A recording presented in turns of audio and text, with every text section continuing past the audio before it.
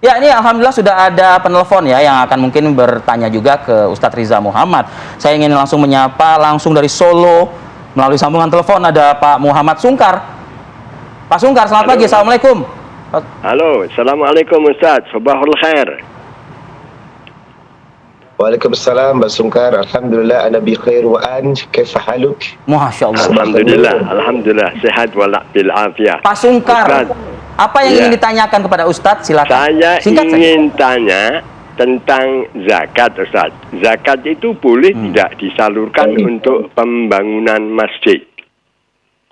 Oke. Oke. Itu yang pertama. Baik. Terima kasih Yang Pak kedua, Sungkar. Ya. Yang kedua ada apa Pak Sungkar? Yang kedua, untuk pembangunan masjid itu yang paling tepat kalau kita mengajukan misalnya proposal untuk apa? Untuk sedekah atau untuk infak? Syukron kasiran, Ustaz. Baik, terima kasih Pak Sungkar. Silakan Pak Ustadz. Silakan Ustadz Riza. Baik. Jadi zakat itu potensinya dibagi menjadi dua. Yang pertama adalah zakat yang sifatnya wajib, sedangkan yang sifatnya sunnah namanya sedekah. Untuk zakat sendiri dalam Quran surah At-Taubah itu ada 8 asnaf yang akan diberikan. Yang pertama kepada fakir, miskin, amil, mu'allaf, ibnu sabil, orang yang punya utang. Nah, itu orang yang akan mendapatkan zakat. Jadi, kalau untuk pembangunan masjid pasti membutuhkan dana yang lebih besar daripada potensi zakat yang diberikan kepada masyarakat. Oleh karenanya untuk pembangunan masjid lebih diarahkan kepada sedekah, yakni potensi yang lebih dari zakat. Karena memang sedekah di mana-mana lebih besar perhitungannya daripada zakat.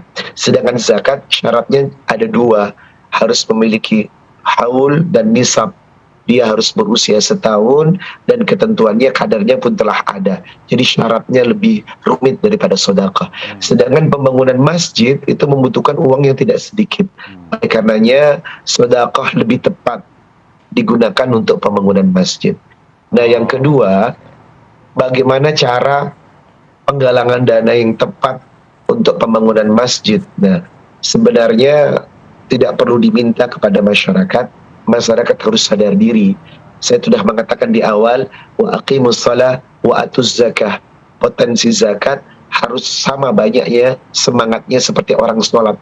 Kenyataannya tidak seperti itu. Kalau orang sholat sehari 5 kali, terkadang sedekah atau zakat atau sedekah lah yang lebih banyak tidak sampai sehari 5 kali.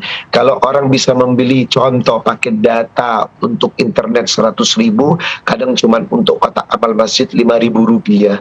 Inilah terkadang belanja akhirat lebih murah daripada belanja dunia. Makanya potensi ayat Al-Baqarah 43 tadi menyatakan stressing agar kita mampu serajin dan sering bersedekah.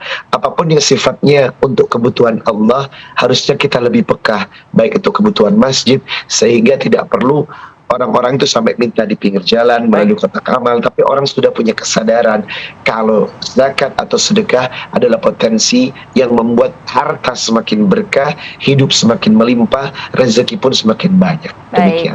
Pak Ustadz, ini nampaknya juga ada penelpon lagi yang sudah bergabung bersama kami. Sudah ada Pak Tariman dari Lampung. Assalamualaikum, selamat pagi Pak Tariman.